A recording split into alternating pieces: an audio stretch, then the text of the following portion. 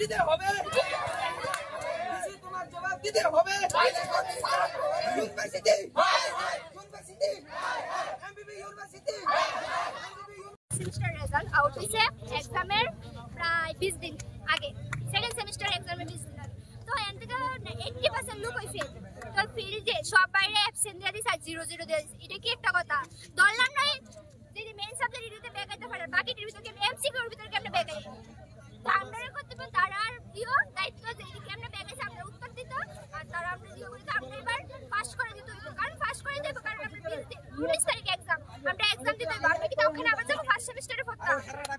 আমরা এক্সামে দিতে আচ্ছা কি দেখা করছিল তোমরা? না, আমরা দেখা করতেছি না।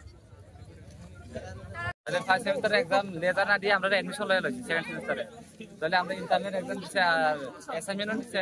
তখন আমরা ফাইনাল এক্সাম ওই সামনে 19 তারিখ।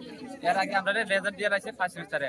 তখন অর্ধেক মানুষ ফেল, আর মানে ফেলই বেশি, পাস কম হই, ফেলই বেশি। তাহলে এটার জন্য আমরা মানে ব্যাক আয়োগ ঠিক আছে, ফেল করছ কি রে কলেজ সিস্টেম ফেলের মানে কোনো কোয়েশ্চেন নাই, মানে ব্যাক আয়োগ ঠিক আছে, ফেল করছ কি রে এটা আমরা কথা কইতে চাইছে, কথা কইতে দিছে না ওই গাত তারা মানে রেসপন্স দিতেছে না। কার লগে কথা কইতেছিল? ইউনিভার্সিটি ইউনিভার্সিটিতে তো আছে এর লগে এমবিবি ইউনিভার্সিটি। হ্যাঁ হ্যাঁ।